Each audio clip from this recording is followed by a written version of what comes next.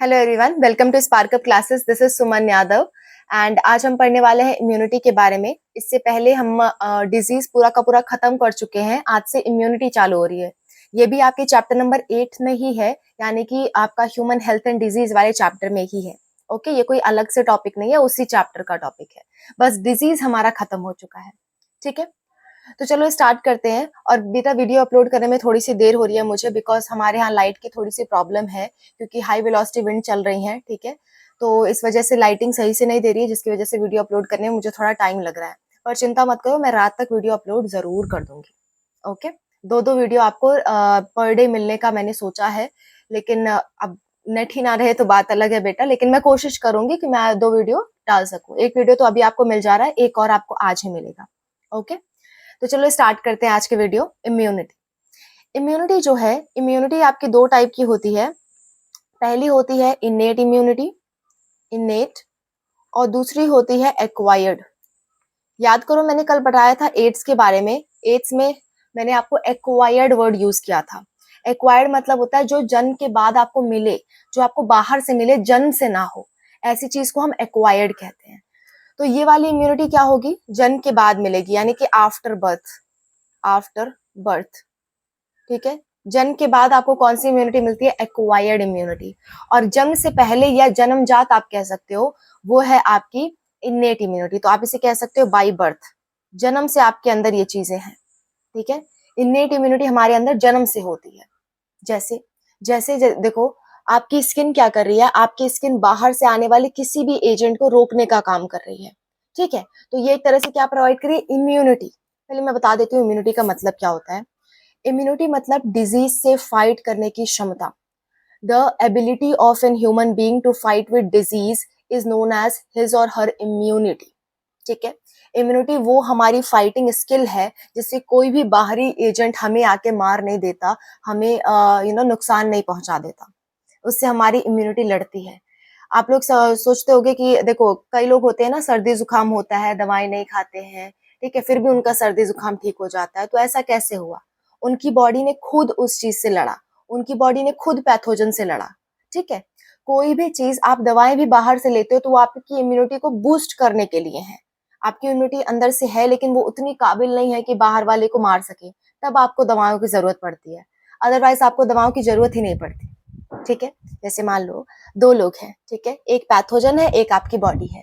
मान लेते पैथोजन बहुत ताकतवर है और आपकी बॉडी उसके प्रति वीक पड़ रही है। तब क्या होता है? बॉडी आपको डिजीज शो करती है और आपको बाहर से दवाएं खानी पड़ती है। लेकिन कई सारी ऐसी चीजें आपको होती हैं, आपको पता भी नहीं चलता, और आपकी बॉडी पैथोजन को मार करके खत्म कर डालती है। कई बार ऐसा होता है, बहुत बार ऐसा होता है।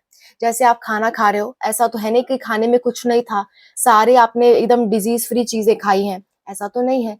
आप रास्ते का कुछ भी खा लेते हो तो उसमें क्या है? उसमें आपके कुछ ना कुछ बैक्टीरिया वगैरह प्रेजेंट होते हैं। या घर पे ही कुछ बना रहे हो तो कुछ ना कुछ बैक्टीरिया वगैरह हर जगह प्रेजेंट है। खाते हो, आपके स्टमक में HCl नाम का एसिड पाया जाता है, जो उस पैथोजन को मार डालता है। तो ये भी क्या है? ये आपकी इम्यूनिटी है, आपको बचा रही है किसी डिजीज से। तो ये सब आपकी इम्यूनिटी में आती है। ठीक है, तो HCl पेट में हमें बाई बर्थ मिला है, जन्म से मिला है, तो वो किस में आएगा? इनेट इम्यूनिटी में। जो चीज हम बाद में सीखते हैं वो आता है एक्वायर्ड इम्यूनिटी में। जैसे जैसे कि मान लो आपने सुना होगा चिकन पॉक्स के बारे में। माता जी निकल जाती हैं, बोलते हैं ना, छोटे छोटे दाना निकल जाते हैं पूरे शरीर भर। लेकिन जीवन में ये सिर्फ एक बार निकलता है, दोबारा नहीं हो पाता। क्यों? क्योंकि आपकी बॉडी ने ये चीज सीख लिया कि अगर ये वाला पैथोजन दोबारा आएगा तो मैं उससे लड़ लूंगी। पहली बार बेचारी को नहीं समझ में आया, लेकिन दोबारा अगर वो आया तो आपकी बॉडी उससे लड़ लेगी और आपको पता भी नहीं चलेगा। तो आपने क्या किया? वो चीज सीखी, तो वो किस में आएगी? एक्वायर्ड इम्यूनिटी में। एक्वायर्ड इम्यूनिटी में मेमोरी बनती है। ठीक है, मेमोरी सेल्स बनती हैं। मेमोरी सेल्स क्या करती हैं? पहचान रखती हैं कि एक बार आया, तुमने डिजीज कर दिया, दोबारा आए तो तुम्हारी खैर नहीं। ऐसा कौन कहता है? Acquired immunity. तो एक्वायर्ड में क्या बनती है? आपकी मेमोरी सेल्स बनती है। नहीं भी समझ में आया, अभी धीरे धीरे आगे समझ आता जाएगा, चिंता मत करो बिल्कुल। मेमोरी सेल्स बनती हैं इसमें। ठीक है, मेमोरी सेल्स बनती है, यानी कि इसकी पहचान आपको है नहीं, लेकिन अगर आपको एक बार डिजीज हो गया तो उसकी पहचान आपके अंदर बन जाती है। ठीक है, तो वो एक्वायर्ड इम्यूनिटी का काम करेगी। पहले हम इनेट वाली पढ़ लेते हैं। इनेट में आपको 4 तरह की इम्यूनिटी पढ़नी है। सबसे पहली है फिजिकल। ठीक है, इन्नेट इम्यूनिटी प्रोवाइड करने के लिए 4 तरीके हैं आपकी बॉडी में। पहला है फिजिकल, ओके, पहला क्या है, physical barrier, physical barrier, okay, physical barrier, जैसे कि आपकी स्किन क्या है, फिजिकल बैरियर, यानी पैथोजन को डायरेक्टली आपके बॉडी के अंदर नहीं आने देती, स्किन प्रोटेक्शन का काम कर रही है, ठीक है। तो स्किन पे आपका कुछ भी लगता रहता है, कोई फर्क ही नहीं पड़ने वाला। अगर कट लग गया है, सोचो अगर स्किन कट गई है तो वहां पे इन्फेक्शन तुरंत हो जाता है ना, आपको उसको प्रॉपर दवाई लगाना पड़ता है, प्रॉपर केयर करना पड़ता है, अदरवाइज वहां इन्फेक्शन हो जाता है। तो आपकी स्किन क्या है, बैरियर है, रोकने का काम कर रही है किसी भी डिजीज को। तो फिजिकल बैरियर में क्या आ जाएगा, फिजिकल बैरियर में आ जाएगी आपकी स्किन, ठीक है। फिजिकल बैरियर में कौन आएगा, स्किन, स्किन आ गई। अब माउथ के अंदर जो पूरी ऐसे ट्यूब है आपके गले से पेट तक गई है, उस पूरी ट्यूब के ऊपर एक लेयर पाई जाती है। क्या पाई जाती है, एक लेयर। वो भी क्या है, इनर स्किन की तरह काम कर रही है, मतलब इनर स्किन कह नहीं सकते उसको, लेकिन अंदर के सरफेस को क्या कर रही है, कवर कर रही है, ताकि आप माउथ से कुछ खाओ तो कोई भी बैक्टीरिया आपके अंदर इन्फेक्ट ना करे। तो वो भी क्या है, वो भी आपकी फिजिकल बैरियर प्रोवाइड कर रही है, ठीक है। तो आप इसे क्या कहोगे, म्यूकस कोटिंग, म्यूकस कोटिंग। आपकी जो भी गट होती है, माउथ से लेकर के एनस तक, उसके अंदर अंदर एक लेयर होती है, एक लेयर होती है जो कि आपको पैथोजन से बचाती है, जैसे हमारी स्किन बचा रही है, सेम टू सेम। तो वो अंदर वाली लेयर क्या कहलाती है, म्यूकस कोटिंग कहलाती है। एक चिपचिपा सा पदार्थ होता है, ठीक है, जैसे आपके नोज से म्यूकस निकलता है ना, चिपचिपा सा निकलता है जब आपको कफ होती है, सेम टू सेम ऐसी ही लेयरिंग आपके पूरे गट में होती है। उसको हम म्यूकस कोटिंग कहते हैं, और ये आपको पैथोजन से बचाती है, ठीक है। तो ये किस में आ जाएगा, फिजिकल बैरियर में आ जाएगा, ओके। ये आपका क्या है, ये आपका फिजिकल बैरियर है। ऐसा आपका रेस्पिरेटरी ट्रैक्ट, नोज से, नोज में भी पाया जाता है, और आपके डाइजेस्टिव ट्रैक्ट में भी पाया जाता है, ठीक है। नेक्स्ट, ये तो पहली टाइप की हो गई। सेकेंड टाइप की देखते हैं। सेकेंड टाइप की है आपकी physiological barrier, just a minute, physiological barriers,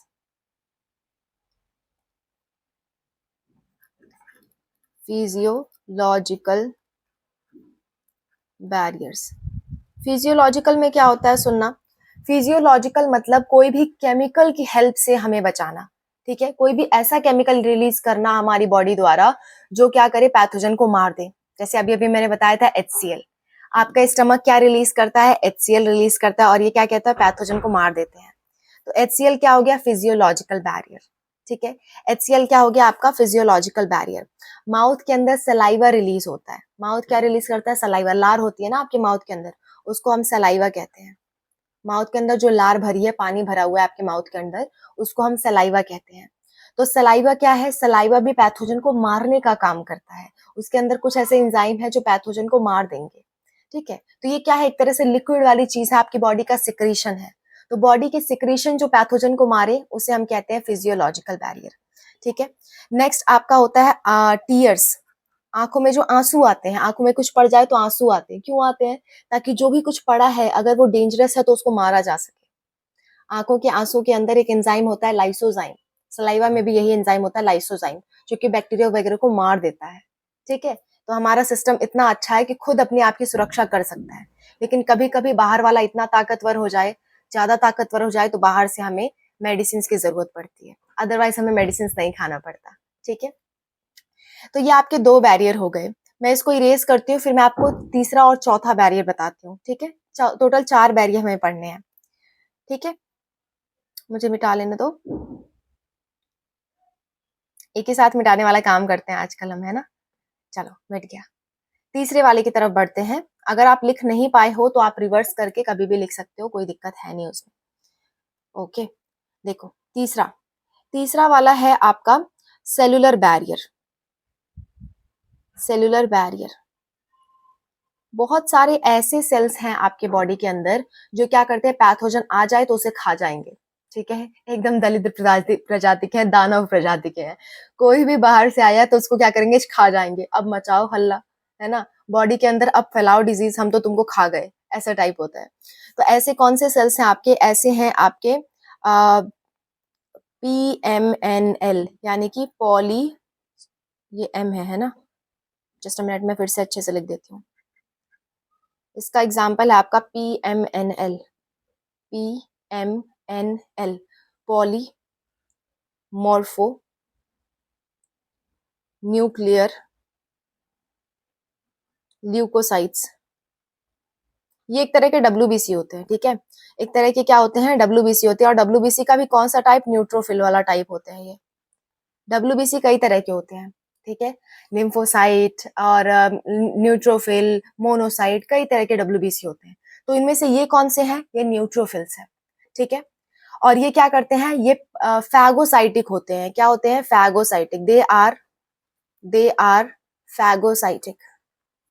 phagocytic, phagocytic मतलब होता है कुछ भी बाहर से आया उसको कब से खा जाएंगे, ओके। कोई भी पैथोजन आया उसको तुरंत क्या करेंगे, खा जाएंगे। ऐसे ही एक और सेल होती है नेचुरल किलर सेल, ठीक है, नेचुरल किलर सेल। ये भी क्या करती है, ये भी फैगोसाइटिक होती है। कोई भी बाहर से आया उसको कब से खा जाएगी, ताकि वो डिजीज आपकी बॉडी में ना फैला सके। तो ये क्या है, सेल्स हैं। और आप हमको क्या प्रोवाइड कर रहे हैं, इम्यूनिटी। अच्छा, एक बात ध्यान रखना, जितने भी आपके इन्नेट इम्यूनिटी वाले हैं वो किसी एक पैथोजन के लिए नहीं है, वो सबके लिए समान है, ठीक है। कोई आपका ऐसा नहीं करते कि तुम आओगे तभी मैं तुम्हें खाऊंगी, दूसरे किसी को नहीं खाऊंगी, ऐसा कुछ नहीं है इनके साथ। इनमें कोई भी ऐसा नहीं है अलगी बिलगा टाइप की चीजें नहीं है, ठीक है। सबका क्या है, सबको समान रूप से ट्रीट करेंगे। कोई भी बाहर से आएगा सबको मारेगी, किसी को बख्शेगी नहीं है। इन्नेट इम्यूनिटी आपकी स्किन है, किसी को भी अंदर नहीं आने देती, चाहे वो जो भी हो, अच्छा बैक्टीरिया हो, बुरा बैक्टीरिया हो, किसी को अंदर नहीं आने देगी, ठीक है। आपके जो HCl है वो सबको मार देगी, चाहे वो जो भी बैक्टीरिया हो, चाहे वो जो भी पैथोजन हो, सबको मारेगी। आपकी जो सेल्स हैं ये वाली, ये सबको खा जाएंगी। ऐसा नहीं है कि किसी स्पेसिफिक बैक्टीरिया को खाएंगी, सबको खा सकती है। तो आपकी जो इन्नेट इम्यूनिटी होती है ना, वो नॉन स्पेसिफिक होती है। इस टर्म को याद रखना, इन्नेट इम्यूनिटी नॉन स्पेसिफिक होती है, मतलब किसी के लिए निश्चित नहीं है, स्पेसिफिक नहीं है, ओके। ऐसा नहीं है किसी एक के लिए बनी है, सबके लिए बनी है। कोई भी पैथोजन आएगा सबका काम तमाम कर देंगे। ऐसी होती है आपकी इन्नेट इम्यूनिटी। इन्नेट इम्यूनिटी यानी कि बाई बर्थ वाली, जन्मजात जो हमें मिली है। स्किन हमें जन्म से मिली है, ऐसा नहीं है कि बाद में हमारे ऊपर स्किन चढ़ी है, नहीं। जैसे ही आपका जन्म हुआ था आपकी स्किन आपके शरीर पे थी, HCl आपके पेट के अंदर था, ये सारी चीजें आपके बॉडी के अंदर जन्म से थी, ठीक है।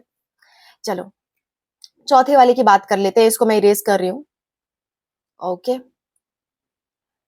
Just a minute, yes done. तो देखो चौथे वाले की बात कर लेते हैं। जो चौथा वाला है आपका, वो है साइटोकाइन बैरियर। साइटोकाइन बैरियर, ठीक है। साइटोकाइन बैरियर, साइटोकाइन बैरियर क्या होता है, देखना जरा ध्यान से सुना इस बात को। अगर मान लो कोई सेल है, ठीक है, ये क्या है, सेल है। इस सेल पे अगर कभी वायरस का अटैक होता है, कोई वायरस आके इस पे क्या करता है, अटैक करता है, तो ये सेल क्या करती है, एक केमिकल रिलीज करती है। उस केमिकल का नाम होता है इंटरफेरॉन। इंटरफेरॉन। और ये इंटरफेरॉन क्या करता है, चिल्ला चिल्ला के आसपास की सभी सेल को बता देता है कि वायरस आया हुआ है, वायरस आया हुआ है, तुम अपने आप को एकदम सुरक्षित रखो। जैसे कैसे कहते हैं कि किसी के घर चोर आ गया तो हल्ला मच गया, तो चोर आया तो सारे लोग सतर्क हो जाते हैं। ऐसा काम यहाँ पे हो रहा है। सेल क्या करती हैं, कोई भी सेल हो वो, अगर उसके अंदर वायरस का इन्फेक्शन होगा, ठीक है, और वो वायरस उतना अलर्ट नहीं है कि अलार्मिंग सिस्टम को बंद कर सके। जैसे HIV वाला वायरस क्या था, हमारा जो चिल्लाने वाला पार्ट था उसी को बंद कर दिया था, अलार्म सिस्टम ही खत्म कर दिया था, तो हमारे बॉडी को पता ही नहीं चला था। लेकिन अदर कोई वायरस होते हैं तो आपकी क्या होती है, सेल्स चिल्लाने लगती है, ठीक है, इंटरफेरॉन्स रिलीज करती है कि देखो देखो हमारे अंदर वायरस आ गया है, अपने आप को सुरक्षित कर लो। तो ये इंटरफेरॉन रिलीज होना ही क्या है, साइटोकाइन बैरियर है। साइटोकाइन, इसे साइटोकाइन क्यों कहते हैं, जो भी केमिकल्स आपकी सेल रिलीज करती हैं उसको हम साइटोकाइन कहते हैं। एक दूसरे से इंटरेक्शन के लिए जो भी केमिकल्स रिलीज किए जाते हैं उसको हम साइटोकाइन कहते हैं, ठीक है। इसलिए इसलिए इस बैरियर को हम साइटोकाइन बैरियर कह रहे हैं, ठीक है। तो आपका कौन सी सेल्स इंटरफेरॉन रिलीज करती हैं, वायरस इन्फेक्टेड सेल। ये सिर्फ वायरस के लिए है, चाहे जो वायरस हो, किसी स्पेसिफिक वायरस के लिए नहीं, चाहे जो वायरस हो उनके लिए। तो इसको भी हम नॉन स्पेसिफिक ही कहेंगे। तो आप एक की पॉइंट याद रखोगे, क्या याद रखोगे, innate immunity, innate immunity is non specific, specific and do not have memory cell, do not have memory cell, memory cell. इतनी बातें आपको याद रखनी है। ओके, यहाँ पे आपका इननेट इम्यूनिटी खत्म होता है। नेक्स्ट क्लास में हम एक्वायर्ड इम्यूनिटी पढ़ेंगे। इम्यूनिटी टॉपिक इतना छोटा नहीं है। इननेट खत्म हो गया, कल की क्लास में हम एक्वायर्ड पढ़ेंगे। कोशिश करूंगी आज ही वो वीडियो अपलोड हो जाए। अगर मेरा नेटवर्क सही रहा तो आज ही मैं अपलोड कर दूंगी। Okay, wish you all the best. अपनी प्रिपरेशन अच्छे से करो।